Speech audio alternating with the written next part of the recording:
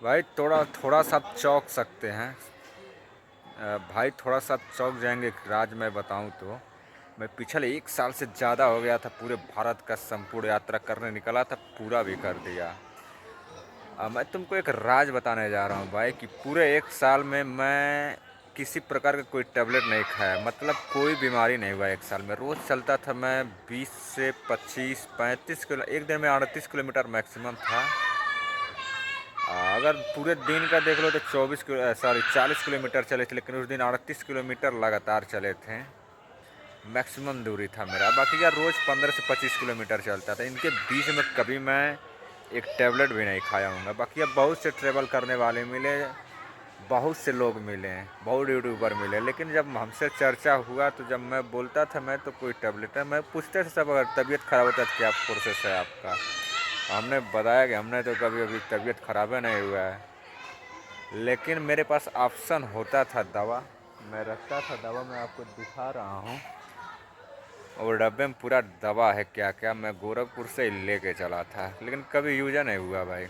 लेकिन जिसने भी सुना, जो भी ट्रैवल करने वाले चौक जाते थे। 2 मिले थे मुझे हिमाचल प्रदेश के, वो सब अवाक हो गए थे कि वो कहता मैं जब भी जाता हूँ ट्रैवल पे, 2 लोग थे एक से, बोला हम दोनों साथ ही जाते हैं लेकिन बीमार ज़रूर पड़ते हैं।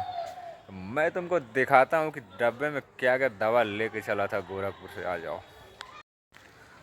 ये रहा वो डब्बा, इसे मैं गोरखपुर से लेके चला था भाई कि इन फ्यूचर कभी रोग पड़ता है ज़रूरत तो। ये था भाई, पट्टी है नॉर्मल, ओ सुई रुई, सॉरी रुई रुई है ये। बाकी ये है पट्टी। ये था वो दवा कट जाए तो लगा के बांधने के लिए। ऊपर से ये था स्प्रीट धोने के लिए। देखो ये खुला भी नहीं होगा, कहीं ज़रूरत नहीं पड़ा इन सब चीज़ों का। बाकी ये डिस्प्रिन था, 4 का चारों है। ये भी 4 था लेकिन 3 है, एक मैं इसमें से दिया था किसी और को। उसके बाद ये भी 4 था, ये भी किसी और को दिया था। ट्रेवल शायद था या केदारनाथ में, किसी याद नहीं आ रहा है। बाकी जितना भी दवा था ये भी 4 था, तो 3 किसी और को भी यूज किए में दिया। और ये वो एक था, वो खांसी वाला कौन सा आता है, गला बैठ जाता है यार, नाम देखो नहीं आ रहा, वो पूरा एक पत्ता था, तो उसमें बहुत से लोगों को दिया जिसका गला बैठ जाता है।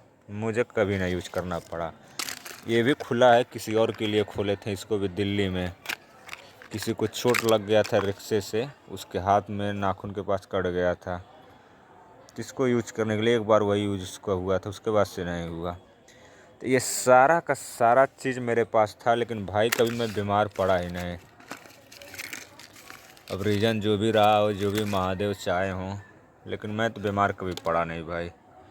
ये सारा इतना चीज़ लेके चला था भाई। बाकी मेरे वो बैग में सब कुछ है भाई, मलहम, पट्टी, चाकू, वो बोलते हैं क्या बोलते हैं, कैंची, ए टू जेड व्यवस्था था सर्वाइव करने के लिए।